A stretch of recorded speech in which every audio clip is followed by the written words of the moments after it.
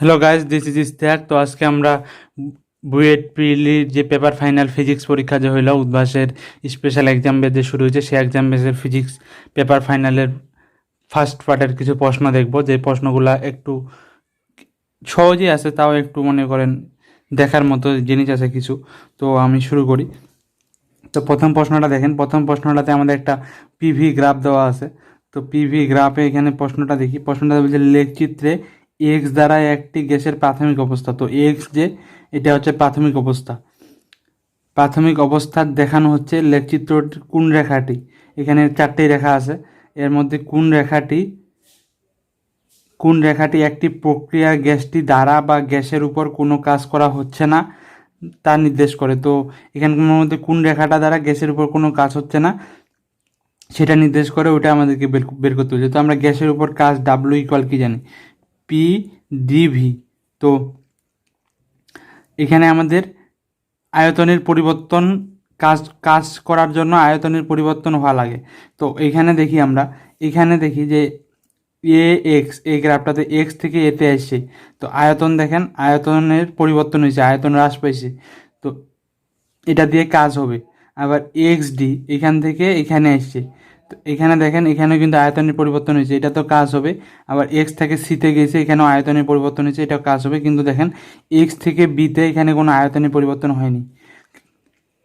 তো এক্স থেকে বিতে আয়তনের যেহেতু কোনো পরিবর্তন হয়নি, তো আয়তনের পরিবর্তন শূন্য, তাই পি ইন্টু শূন্য ইকুয়াল জিরো। মানে এক্স বি রেখা দ্বারা কোনো কাজ হয়নি। কেন কাজ হয়নি? কারণ এক্স বি রেখায় কোনো আয়তনের পরিবর্তন হয়নি, আর গ্যাসের দ্বারা বা গ্যাসের উপর কাজ হওয়ার জন্য আয়তনের পরিবর্তন হওয়া প্রয়োজন। তো তাহলে আমাদের এটা কত উত্তর? এটা হলো আমাদের এক্স বি, ডি নাম্বার উত্তর। তো খুব সহজ ছিল এই প্রশ্নটা। তো আমরা নেক্সট প্রশ্ন দেখি, ধীরে ধীরে আমরা একটু ডিফিকাল্টি লেভেলটা বাড়াবো। তো নেক্সট প্রশ্নটাতে বলছে আমাদের আই প্রাবল্যের দুইটি শব্দের উৎসের দশা পার্থক্য পাই/3 হলে উপরিপাতন বিন্দুর লব্ধি প্রাবল্য কত? তো আমরা এই সূত্রটা অনেকে নাও জানা থাকতে পারে। তো লব্ধি আই ইকুয়াল, উপরিপাতনের ফলে লব্ধি I equal √I1 plus I, sorry ভুলে গেছে, লব্ধি প্রাবল্য I equal I1 plus I2 plus 2 √I1 I2 cos theta. দশা পার্থক্যকে আমরা কি দ্বারা প্রকাশ করি? ডেল্টা দিয়ে। তো আমাদের তাহলে লব্ধি দুইটা যদি প্রাবল্যের I1 ও I2 প্রাবল্যের দুইটি শব্দের উৎস যদি উপরিপাতন হয়, তাহলে তাদের লব্ধি সূত্র আমাদের এটা। তো এটা আমরা অবশ্যই মনে রাখবো। তো এখানে দেখেন আমাদের আই প্রাবল্যের মানে দুইটাই আই প্রাবল্যের মানে I1 মানও I2 মানও আই। তো আমরা এখানে I1 equal I2 equal I plus 2 into √I² কস পাই/3। তো এখানে আমরা পাচ্ছি 2i, এখানে পাচ্ছি 2i ইন্টু হাফ কেন? কারণ কস পাই/3 মান হাফ, তো 2 কাটা, তাহলে আসছে আমাদের 3i। তো আমাদের এখানে উত্তর হলো 3i। তো এই সূত্রটা আমরা অবশ্যই মনে রাখবো যে দুইটা প্রাবল্যের I1 ও I2 দুইটা প্রাবল্যের দশা পার্থক্য যদি ডেল্টা হয়, তাহলে এদের উপরিপাতনের ফলে যে লব্ধি প্রাবল্য সৃষ্টি হবে তার মান হবে I1 plus I2 plus 2 √I1 I2 কস ডেল্টা। তো অনেক সময় আমাদের একটা প্রশ্ন আছে যে 3i ও i দুইটা প্রাবল্যের লব্ধি, দুইটা প্রাবল্যের উপরিপাতনের ফলে সর্বোচ্চ সর্বনিম্ন প্রাবল্য কত সৃষ্টি হবে। তো ওটা আমরা কীভাবে করি? ওটা আমরা এই সূত্র দিয়ে খুব সহজে করতে পারি। সর্বোচ্চ কখন সৃষ্টি হয়? যখন দশা পার্থক্য আমাদের 0 হয়। তো ডেল্টা ইকুয়াল যখন 0, এই সূত্রে আমরা বসাবো। I1 মান মনে করেন 3i, I2 মান i, তখন আমরা সর্বোচ্চ পাবো। আর যখন আমাদের সর্বনিম্ন বের করতে বলবে, তখন আমাদের ডেল্টা বসাইতে হবে 180 ডিগ্রি পাই। তো আমরা এই সূত্রটা দিয়ে সর্বোচ্চ সর্বনিম্ন বের করতে পারি। তো সর্বোচ্চর ক্ষেত্রে ডেল্টা ইকুয়াল 0 আর সর্বনিম্নের ক্ষেত্রে ডেল্টা ইকুয়াল পাই। তো আমরা এই সূত্রটা অবশ্যই মনে রাখবো। তো আমরা এখন নেক্সট প্রশ্ন দেখি। তো নেক্সট প্রশ্নটাতে একটা সিস্টেম দেওয়া আছে। এখানে 10 নিউটন বলে ভূমির সাথে 60 ডিগ্রি কোণে 1 কেজি বস্তুটাকে ঠেলতেছে, আর এইদিকে আবার টানতেছে 10 নিউটন বলে একই কোণে। তো বস্তুটির বেগ প্রতি সেকেন্ডে কী হারে বৃদ্ধি পাবে? তো এখানে প্রতি সেকেন্ডে কী হারে বৃদ্ধি পাবে, অর্থাৎ আমাদের এখানে 1 সেকেন্ডে বেগের কী পরিমাণ বৃদ্ধি পাবে সেটা আমাদেরকে বের করতে বলছে। তো এখানে বলটাকে আমাদের এখানে বলটা যে 60 ডিগ্রি কোণে যে করতেছে, তো আমরা এখানে একটু আঁকি। মনে করেন এখানে 1 কেজি বস্তুটা, তো এইটাতে 60 ডিগ্রি কোণে আবার মনে করেন এই বলটা নিয়ে প্রথমে যেটা বলতে ঠেলা হচ্ছে এই বলটা নিয়ে করি। তো এই বলটা দেখেন, এটাতে আমরা যদি দুটো উপাংশে ভাগ করি, একটা উপাংশ নিচের দিকে কাজ করবে, সেটা হলো এই বলটাকে আমাদের এই বিন্দুতে আগে নিয়ে আসতে হবে। তো বলটা বেসিক্যালি এইভাবে কাজ করতেছে।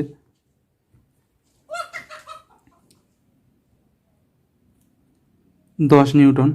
তো এখানে দেখেন এই যে এটা হচ্ছে নিচের দিকে কাজ করবে উলম্ব উপাংশটা সাইন 60 ডিগ্রি, আর যেটা মনে করেন এটা গতিশীল করবে সেটা হচ্ছে আনুভূমিক বরাবর, সেটা কি, সেটা হলো 10 cos 60 ডিগ্রি।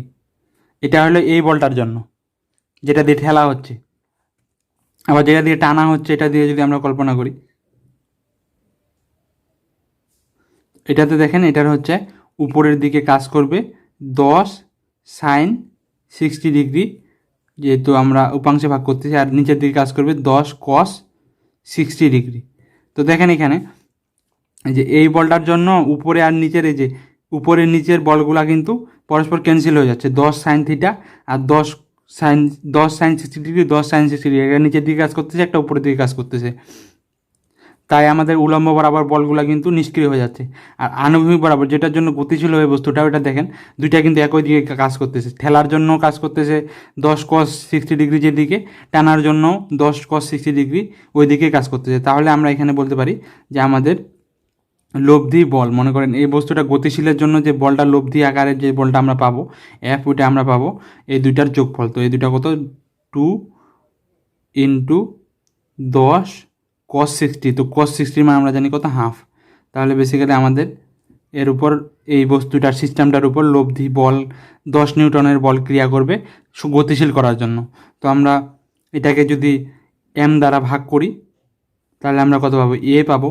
তাহলে 10 ভাগ 1, যেহেতু 1 কেজি, তাহলে আমরা ত্বরণ পাচ্ছি 10 metre per second, ms inverse 2। তো আমরা এখন ত্বরণ থেকে বেগ বের করতে পারি, এ ইকুয়াল ভি বাই টি। তো টি আমাদের কত দেওয়া আছে, 1 সেকেন্ডে। তো ভি ইকুয়াল আমরা 10 into 1 equal 10 metre per second. তো এটা আমাদের ডি উত্তর। তো খুব সহজ ছিল প্রশ্নটা, জাস্ট আমাদেরকে এই বলগুলাকে ভাগ করে নিতে হবে। তো আমরা এত কিছু আমি বুঝাইলাম, আমরা দেখলেই বুঝতে পারি যে এইটা দিয়ে ঠেলা হচ্ছে আবার এটা দিয়ে টানা হচ্ছে, তো দুইটারে গতিশীল করবে একই দিকে। তো আমরা এইভাবেও কিন্তু এটা আমরা কিন্তু খুব সহজে আমরা এটা করতে পারি। খুব সহজ ছিল প্রশ্নটা। তো আমরা নেক্সট প্রশ্ন দেখি। তো নেক্সট প্রশ্নে আমাদের বলছে বাতাসের বাধায় মুক্তভাবে পড়ন্ত বস্তুর ভূমি থেকে উচ্চতা এইচ ও সময়ের লেখ কোনটি। তো এখানে আমাদের এইচটা কি, ওটা কিন্তু আমাদেরকে বুঝতে হবে একটু। এই এইচটা হচ্ছে ভূমি থেকে উচ্চতা। তো আমরা মনে করেন একটা বস্তু আছে এখানে, এটা এটা মনে করেন টি মুক্তভাবে পড়তেছে, নিচে পড়তেছে। তো আমাদের যত টি বাড়তেছে তত এইচ কী হচ্ছে, এইচ কিন্তু আমাদের কমতেছে। কেন এইচ কমতেছে, এইচ কিন্তু ভূমি থেকে ওই বস্তুটার উচ্চতা। এই উপর থেকে মুক্তভাবে পড়ন্ত বস্তুটার যে নিচের দিকে পড়তেছে ওইটা কিন্তু এইচ না, এইচ হচ্ছে টি সময় পর হচ্ছে ভূমি থেকে কত উপরে আসে। তো যতই টি বাড়বে, যতই আমাদের সময় বৃদ্ধি পাবে, ততই আমাদের কত হবে, টি কী হবে, টি টি যতই বাড়বে এইচ ততই কমবে। কারণ যতই আমাদের সময় অতিবাহিত হবে ততই বস্তুটা ভূমির কাছাকাছি চলে আসবে, পড়ন্তভাবে যেহেতু পড়তেছে নিচের দিকে। তো আমাদের টি বাড়লে এইচ কিন্তু ধীরে ধীরে কমবে। তো আমাদের এখানে দেখেন এই যে এইটাতে কিন্তু টি বাড়তেছে, টি বাড়লে এইচ কমতেছে। এটাতে দেখেন টি বাড়তেছে, টি বাড়লে এইচ কী হচ্ছে, কমতেছে। আর এটাতে দেখেন টি বাড়লে এইচও বাড়তেছে, টি বাড়লে এইচও বাড়তেছে। তো এইটা আর এটা তো আমাদের হবে না, আমাদের এই দুইটার মধ্যে এখন ডিল করতে হবে। তো এই দুইটার মধ্যে কোনটা হবে, দেখেন এখন আমরা কি জানি, এইচ ইকুয়াল হাফ জি টি স্কোয়ার। দেখেন এখানে কিন্তু জি আর হাফ কিন্তু ধ্রুবক, তো এই সমানুপাতিক টি স্কোয়ার। তো এখানে যেহেতু ওয়াই সমানুপাতিক এক্স স্কোয়ার আছে, তো আবার এখানে যেহেতু এইচ এর মানটা কমতেছে মাইনাস, তাই আমাদের এটা কত হবে, এটা আমাদের একটা প্যারাবোলা আকারের হবে। তো এখানে প্যারাবোলাটা দেখেন, এখানে এ বি এর মধ্যে কোনটা প্যারাবোলা, আমাদের এ নাম্বারটা প্যারাবোলা আকৃতি। তো আমাদের এটার এ উত্তর। তো আমরা এখন খুব সহজে আমরা এটা বের করতে পারি। তো আমরা নেক্সট প্রশ্ন দেখি। তো এই প্রশ্নে আমাদের দুইটা সিলিন্ডার আছে। তো তো সিলিন্ডারগুলোর ব্যাসার্ধ আর আর ভর এম। তো এখানে বলছে চিত্রে দুইটি সিলিন্ডার একটি সরু তার দ্বারা আটকানো আছে, এই তারটা দ্বারা আটকানো আছে, এই তারটা খুবই সরু। তো দণ্ডটির মধ্যবিন্দুগামী, তো দণ্ডটির মধ্যবিন্দুগামী, এটা মধ্যবিন্দুগামী অক্ষের সাপেক্ষে সিলিন্ডারগুলো ঘুরতে থাকলে, তো এটার সাপেক্ষে কিন্তু ঘুরতেছে, তো ঘুরতে থাকলে জড়তার ভ্রামক কত। তো এখানে সিলিন্ডারের অক্ষ থেকে ওই অক্ষটার মধ্যে দূরত্ব দেওয়া আছে 2r, আর আমাদের সিলিন্ডারের ব্যাসার্ধ দেওয়া আছে আর আর ভর দেওয়া আছে এম। তো আমাদের জড়তার ভ্রামক বের করতে বলছে। তো আমরা যদি করি, আমরা যদি এই যে সিলিন্ডারের অক্ষের সাপেক্ষে যখন ঘুরে তখন সিলিন্ডারের জড়তার ভ্রামক কত জানি আমরা, আইজি। সিলিন্ডারের ভারকেন্দ্রগামী অক্ষের সাপেক্ষে যখন ঘুরে তখন আমরা জড়তার ভ্রামক জানি হাফ এম আর স্কোয়ার, ভর এম আর ব্যাসার্ধ আর হইলে হাফ এম আর স্কোয়ার। তো এখানে দেখি, এখানে কিন্তু আমরা এই অক্ষটাকে এর সমান্তরালি 2r পর্যন্ত পরিমাণ দূরে সরাই নিয়েছি ঘূর্ণয়ন অক্ষটাকে। তো আমরা এটা বের করি সমান্তরাল অক্ষ উপপাদ্য দিয়ে। তো এটা আই ইকুয়াল আমরা কি জানি, I G plus m d square. তো ডি হইল আমরা যতটা দূরত্বে অক্ষটাকে সরাইছি, তো আমরা এখানে 2r দূরত্বে সরাইছি, প্রশ্নেই দেওয়া আছে এটা 2r দূরত্বে সরাইছি। তো হাফ এম আর স্কোয়ার, আইজির মান আমরা বের করছি, আর এম ডি এর মান আমাদের 2r, তাহলে এটা আসবে আমাদের 4r স্কোয়ার। তাহলে আমরা এটা পাবো 9/2 এম আর স্কোয়ার। তো আমরা অনেকে সি নাম্বার উত্তরটা দেখা দিতে পারি, কিন্তু এটা কিন্তু এখন হয়নি, কারণ আমরা শুধু একটা সিলিন্ডারের জন্য বের করলাম। এখন এটার জন্য আমাদের একইভাবে বের করতে হবে। তো একইভাবে বের করতে হবে, আমরা কত পাবো, একই পাবো, যেহেতু আমার দুইটা একই ধরনের সদৃশ বস্তু। আর আমরা কি জানি, জড়তার ভ্রামক একটা স্কেলার রাশি, তাই আমাদের এখানে সরাসরি যোগ বিয়োগ গুণ ভাগ স্কেলার রাশির ক্ষেত্রে যে ধরনের আমরা গাণিতিক ব্যবহার করি একইভাবে ব্যবহার করতে পারবো, যেহেতু আমাদের একই হবে। তো এটার জন্য আমরা যত পাইলাম এটার জন্য একই পাবো, তো এই দুটো আমরা তখন যোগ করে দিলে আমরা এর টোটাল জড়তার ভ্রামকটা পাবো। তো আমরা এর সমান পাবো, তাহলে এটাকে আমরা 2 দ্বারা গুণ করে দিতে পারি। তো I plus I equal 2i, তাহলে আমরা পাবো 2 × 9/2 এম আর স্কোয়ার। তাহলে আমরা পাচ্ছি 2 কাটা, তাহলে 9 এম আর স্কোয়ার। তো এটা আমাদের উত্তর হলো B number, 9 M R square. তো প্রশ্নটা খুব সহজ, জাস্ট আমাদের এখানে সমান্তরাল অক্ষ উপপাদ্য ব্যবহার করতে হবে, কারণ আমরা ভারকেন্দ্র থেকে 2r পরিমাণ সমান্তরালী ঘূর্ণয়ন অক্ষটাকে সরাই নিয়েছি, কারণ জড়তার ভ্রামক ঘূর্ণয়ন অক্ষের উপর নির্ভরশীল। তো আমরা এখন নেক্সট প্রশ্ন দেখি। এখানে বলছে সমান ভর বিশিষ্ট 3টি খণ্ড এ বি সি দড়ি দ্বারা চিত্রের প্রদর্শিত রূপে সংযুক্ত। তো সমান ভর বিশিষ্ট, এই তিনটারে ভর সমান, তো তিনটারে ভর আমরা এম ধরি, তো প্রদর্শিত রূপে সংযুক্ত। তো এখানে সি খণ্ডটাতে এক বল দ্বারা টানা হচ্ছে সম্পূর্ণ ব্যবস্থাটাকে। তো ঘর্ষণ উপেক্ষা করলে খণ্ডটি বি এর উপর মোট বল কত। তো আমাদের এখানে যদি এফ বলে কাজ করি, তো এটার দিকে আমাদের এটাতে আমরা যদি, তো আমরা এটাতে মোট ত্বরণ কত পাবো, ত্বরণ ইকুয়াল এফ ইকুয়াল আমরা পাবো এম এ। তো এম কত, 3m, তিনটার ভরের যোগফল এম ইন্টু এ, তাহলে আমাদের ত্বরণ আসতেছে F'/3m। তো এটা আমাদের ত্বরণ। এখন আমাদের কী বলছে, বিটার উপর, বি খণ্ডটার উপর মোট বল। তো বি খণ্ডটার উপর মোট বল, তো বি খণ্ডটার ক্ষেত্রে বল ইকুয়াল কত, এফ বি ইকুয়াল আমাদের এফ বিতে টোটাল ভর কত, এইটা আর এইটা, তো 2m ইন্টু এ, আর এ ইকুয়াল আমরা কত পাইছি 2m, এ ইকুয়াল পাইছি F'/3m। তো এম কাটা, তাহলে আমাদের হচ্ছে 2f/3। তো এখানে দেখেন ডি নাম্বারটা 2f/3। খুব সহজ প্রশ্ন ছিল। তো আমরা নেক্সট প্রশ্ন দেখি।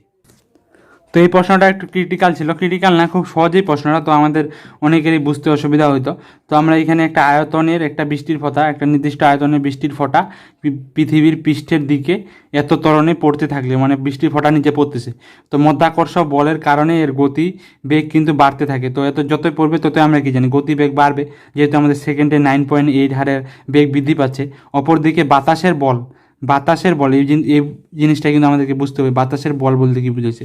তো বাতাসের বল কিন্তু এর গতি কমিয়ে দেওয়ার চেষ্টা করবে। তো এক পর্যায়ে ফোঁটাটি 50 মিটার/সেকেন্ড চূড়ান্ত স্থির গতিবেগে, মানে সমবেগ একটা, এটা আমরা অন্তবেগ বলি। তো বেগে প্রাপ্ত হলে ওই সময়ে তার উপর ঘর্ষণ বলের পরিমাণ কত। তো আমরা এটা কিভাবে করব, আমাদের এখানে কিন্তু একটা বৃষ্টির ফোঁটা যখন পড়বে, তো ওজনের কারণে নিচের দিকে পড়বে। তো এর ওজন কত, এর ওজন mg, আর এর উপর বাতাসের একটা বল কাজ করবে, সেটাকে আমরা কি বলি, প্লাবতা বল। বাতাসের প্লাবতা, আমরা পানির প্লাবতা যেভাবে বের করি বাতাসের প্লাবতাও একইভাবে আমাদেরকে বের করতে হয়। তো আমরা প্লাবতা ইকুয়াল কি জানি, প্লাবতা ইকুয়াল জানি আমরা ভি রো জি। তো এই রো কি, এই হচ্ছে মাধ্যমের রো। তো এখানে বায়ু মাধ্যম, তো বায়ু মাধ্যমের রো আমরা প্রায় শূন্য মনে করতে পারি, বা এক এক বায়ুর ঘনত্ব এক বইয়ে দাও 1 কত জন সামথিং। তো আমরা এটা হচ্ছে বাতাসের আমাদের প্লাবতার জন্য এটা বাধা সৃষ্টি করবে।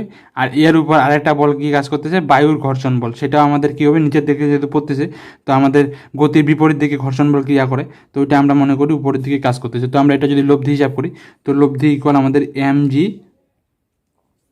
মাইনাস, এটা যদি নিচের দিকেই পড়তেছে তাই আমাদের এটার মান অবশ্যই বড় mgর মানটা, আর এটার মান আমাদের ভি রো জি, এটা হলো প্লাবতা মাইনাস মনে করেন ঘর্ষণ বল Fs ইকুয়াল আমাদের 0 কেন, কারণ এখন আমাদের একটা স্থির সমবেগ প্রাপ্ত হয়েছে। সমবেগ প্রাপ্ত কখন হয়, যখন লব্ধি বলগুলোর লব্ধি ওই বস্তুটার উপর ক্রিয়ারত সব বলগুলোর লব্ধির মান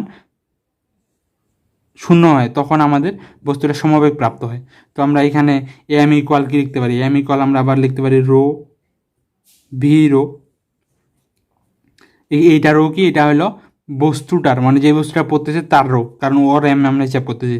আর এই রোটা কি, আমরা এই রোটাকে এটাকে রো প্রাইম মনে করি। এই রোটা কি, এই রোটা হচ্ছে মাধ্যমের রো, জি মাইনাস ভি রো জি ইকুয়াল Fs, কারণ Fs আমাদেরকে বের করতে বলছে। তো আমরা এখানে যদি আমরা ভিজি যদি কমন নিই তাহলে আমাদের রো কত, বায়ুর পানির বৃষ্টির ফোঁটার রো কত 1000, আর 1000, আর বায়ুর রো প্রায় 1 সামথিং, তো আমরা একেই মনে করতে পারি ইকুয়াল Fs। তো আমাদের এখানে আয়তন দেওয়া আছে 100 ইন্টু 10⁻6 ইন্টু 9.8 ইন্টু প্রায় এটা আমাদের 1000 থেকে 1 বাদ দিলে কত থাকবে 999 Fs। তো এটার মান প্রায় আমাদের Fs, আমরা যদি এটা ক্যালকুলেশন করি তাহলে আমরা Fs ইকুয়াল পাবো 980 ইন্টু 10⁻3 নিউটন। তো আমাদের এটা সি নাম্বার উত্তর, প্রায় আমরা এটা পেয়ে যাব। তো আমাদের এই প্রশ্নটা কিন্তু খুব ইন্টারেস্টিং প্রশ্ন ছিল। এখানে আমাদের বায়ুর প্লাবতা, এই প্লাবতাটা হিসাব করতে হবে। আমরা সাধারণত পানির প্লাবতা অভ্যস্ত, পানির প্লাবতা সম্পর্কিত ম্যাথ করে, এটাতে বায়ুর প্লাবতা দিয়ে ম্যাথটা দিয়ে দিছে। তো আমরা এই প্রশ্নটা খুব সহজ ছিল। এখানে শুধু 3টা বল ক্রিয়া করছে, একটা ওজনের জন্য নিচের দিকে যাচ্ছে, আর বায়ুর বল এটা যেটা বাধা দিচ্ছে সেটা হচ্ছে বায়ুর প্লাবতা।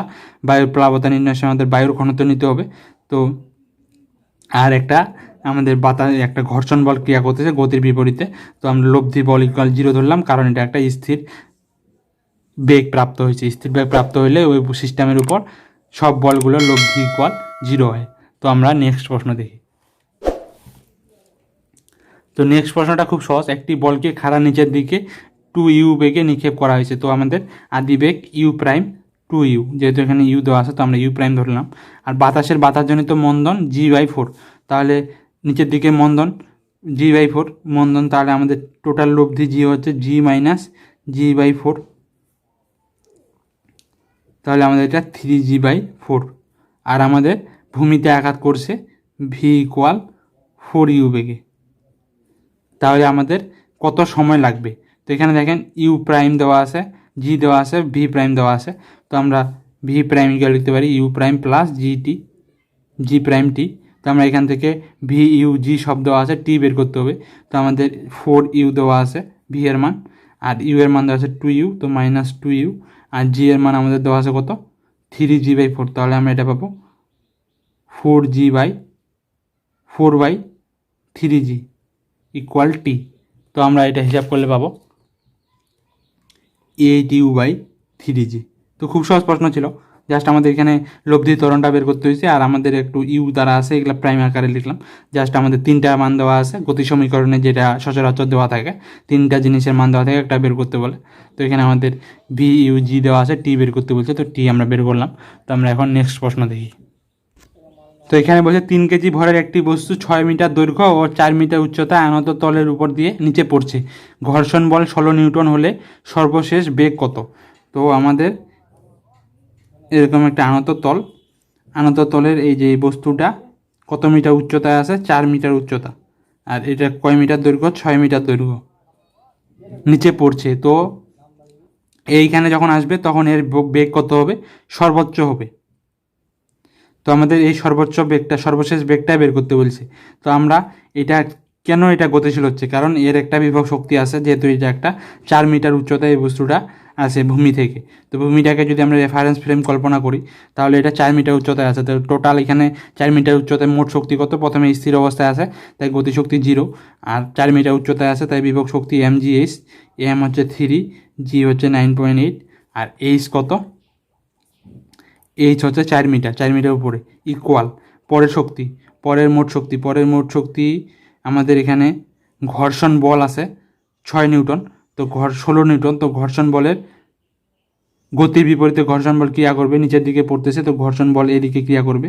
তো এখানে টোটাল বল লাগবে এফ এস পরিমাণ 16 নিউটন, শক্তি লাগবে এফ এস পরিমাণ। তো এফ এর মান 16, এস হচ্ছে 6 মিটার, আর এই বিন্দুতে একটা গতিশক্তি থাকবে একটা নির্দিষ্ট বেগে যেহেতু আসে পড়বে।